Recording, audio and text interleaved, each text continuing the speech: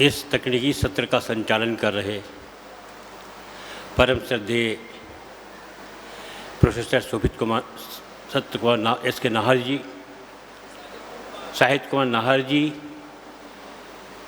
और हमारे बीच जिनसे मैं हमेशा प्रेरणा लेता रहता हूँ गोपाल भाई जी, प्रोफेसर मिश्र, संचालन कर रहे मिश्र जी और इस सभागार में उपस्थित विद्वज्जन, लोक के जिज्ञासु सुधी श्रोताओं, प्रयाग संगीत समिति के इस मंच पर आज शायद 25 वर्षों बाद आया हूँ। बहुत नॉस्टैल्जिया होता है, अपना शहर है, अपने लोग हैं और इन विद्वज्जनों के बीच में मैं बोलने नहीं आता। लोक के एक जिज्ञासु छात्र की तरह, क्योंकि लोक इतना विशद है, इतना व्यापक है, इतना विस्तृत है कि एक जिज्ञासु छात्र की तरह मैं सिर्फ सुनने आता हूँ। हमारे बीच पद्मश्री डॉक्टर विद्याबेंद्र सिंह जी बैठी हैं और तमाम लोग हैं जिनको मैं पहचानता हूँ, सबका नाम नहीं ले सकता। उन सब के बीच में सिर्फ अपनी बात कहने और अपनी बात को शेयर करने के लिए कभी कभी अवसर मिल जाता है। अपनी बात शुरू करूं, इसके पूर्व जो है अरुण कमल की 2 लाइनें हैं। अपना क्या है इस जीवन में, सब तो लिया उधार, सारा लोहा उनका, अपनी तो केवल धार। तो ये जो लोहा है ये लोक का है, लोक कलाकारों का है, लोक की विरासत का है, लोक की परंपरा का है। हम इस तरह की संगोष्ठियों के माध्यम से, इस तरह के कार्यक्रमों के माध्यम से उस लोहे को एक बार फिर सान देते हैं। वो अकादमिक स्थान हो सकता है, वो परफॉर्मेंस के क्षेत्र में हो सकता है, वो गायन में हो सकता है। लोहा उन्हीं का है। कल्पना करिए जिन घुमंतू जातियों के बारे में मैं आज बात करने के लिए आया हूँ। एक नदी है जो मंथर गति से हिमालय से चल रही है। उस नदी के पास जब हमारी ये घुमंतू जातियाँ जाती हैं तो वहाँ का औषधि विज्ञान, वहाँ की वनस्पतियाँ, वहाँ के मेडिसिनल प्लांट्स, उनको लेके धीरे धीरे वह नदी नीचे उतरती है। यह नदी न वेगवती है न सदा नीरा है, राजस्थान की रेतीली धरती पे जाकर के सूखती है और वहाँ पर ये फिर लोक कलाकारों से मिलती है, लोक परंपरा से मिलती है, जहाँ पे कालबेलिया जैसे कलाकार मिलते हैं, जहाँ पे लंगा मिलते हैं, जहाँ पे मांगनिहार मिलते हैं। यही नदी जब आगे बढ़ती है, जंगलों के बीच में आती है, तो वहाँ पे उसके साथी होते हैं भालू और बंदर। वहाँ पे नट और नटी होते हैं और ये सब मिल कर के एक जाति का, एक समुदाय का निर्माण करते हैं, जिस समुदाय को हम घुमंतू समुदाय कहते हैं, जिनका अपना घर नहीं है, जिनका अपना आवास नहीं है, जिनके रहने की कोई जगह नहीं है, जो पूरे भारतवर्ष में विचरण करते। और अभी 31 अगस्त को उत्तर प्रदेश सरकार ने ये निश्चित किया कि इन घुमंतू समुदायों के लिए उत्तर प्रदेश में पहली बार एक बोर्ड के गठन की तैयारी चल रही है। यह समुदाय इस देश में 15 करोड़ है। देश की आबादी का 10% और 1500 के लगभग घुमंतू जनजातियां हैं। बहुत सी ऐसी जनजातियां भी अभी हैं जिनके बारे में शायद हमें पता नहीं है, जिनके बारे में हमें जाना नहीं गया। और इस घुमंतू समुदाय को हम अपनी अध्ययन के लिए भारत सरकार के मानक के अनुरूप 3 भागों में इनको बांटा गया। पहला, जिनको डीएनटी कहते हैं आज की कंप्यूटर की भाषा में, डी नोटिफाइड नोमैडिक ट्राइब्स, जिनको विमुक्त जनजातियां कहा गया। दूसरी जनजातियां थी जो पूरी तरह से घूमती रहीं, जिनका कुछ नहीं था, जिनको घुमंतू कहा गया। और जो समय समय पर हमारे बीच जिनका अंतराल कम रहा, कम समय तक रहती थी एक स्थान पे, एक स्थान से दूसरे स्थान पे चली जाती थी, उनको जो है सेमी नोमैडिक ट्राइब्स कहा गया। दुनिया के इतिहास में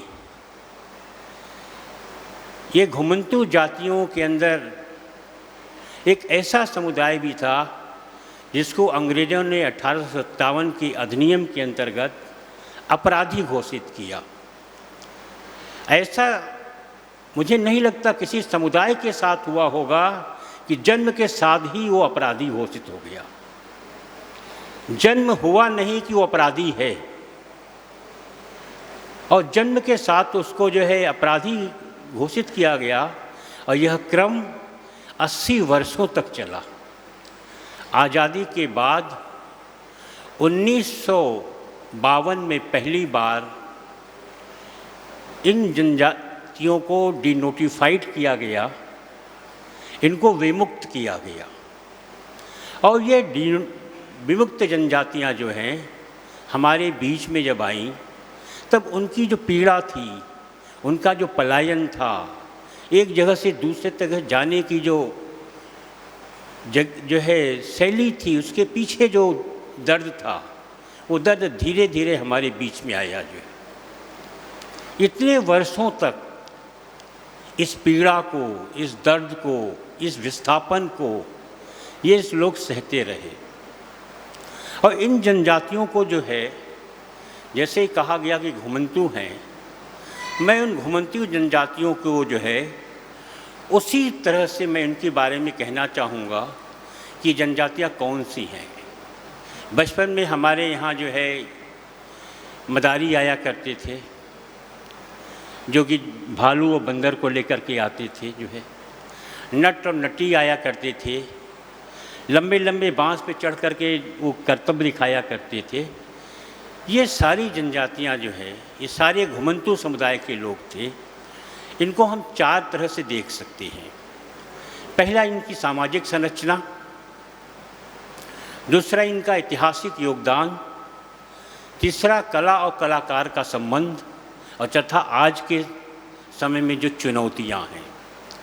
अगर ऐतिहासिक संदर्भों में देखा जाए तो इन जनजातियों ने, इन घुमंती समुदाय ने आज़ादी की लड़ाई में बहुत बड़ा योगदान दिया। कुछ उदाहरण मैं देना चाहूँगा। एक समुदाय था जिसको वासुदेव कहते थे, जो झांसी के आसपास रहा करता था।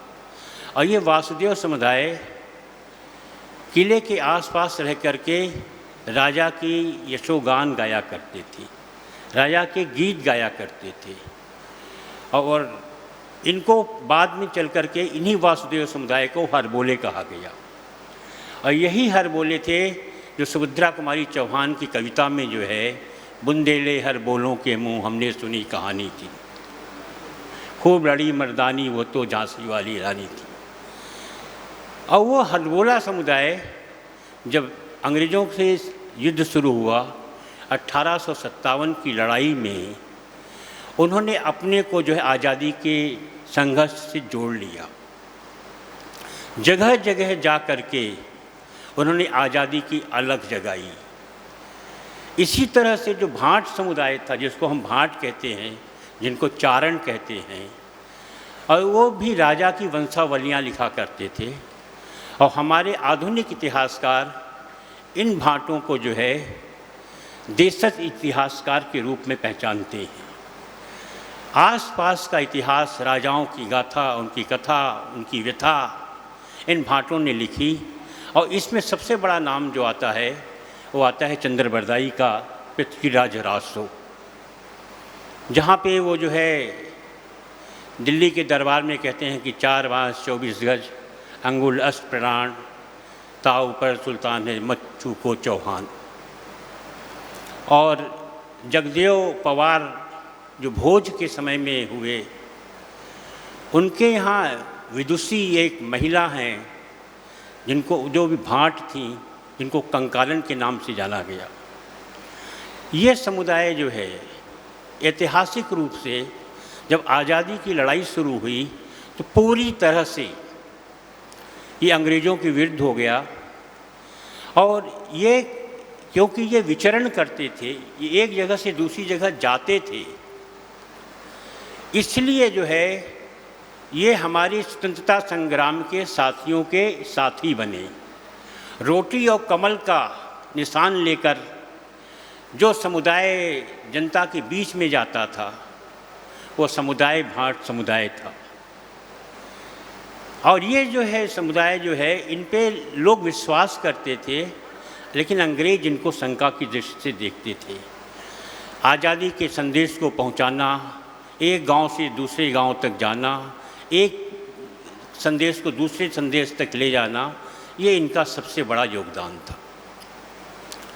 राणा प्रताप के वंशज जो है, जो हम जिनको आज देखते हैं, जिनको गढ़िया लोहार के नाम से कहा जाता है, जो एक बैलगाड़ी में चल कर के राजस्थान से पूरे सब जगह आए, वो सड़क किनारे रहते थे। उन गढ़िया समुदाय ने जब अकबर ने जो है चित्तौड़ की फतह कर ली, चित्तौड़ पे जीत गए, तो उसने संकल्प लिया कि जब तक हम चित्तौड़ को फिर से प्राप्त नहीं कर लेंगे, उन्होंने जो संकल्प लिया उसको पंच प्रण के नाम से उन्होंने कहा। उन्होंने 5 प्रण लिए कि हम बस्तियों में नहीं रहेंगे, हम पलंग पे नहीं सोएंगे, हम घर में दिया नहीं जलाएंगे, हम रस्सी से पानी नहीं खींचेंगे। और आज़ादी के बाद तक अभी भी बहुत से उस समुदाय के लोग हैं जो इस प्रण को आज भी मानते हैं। ये इनका ऐतिहासिक परिप्रेक्ष्य था। चरखारी का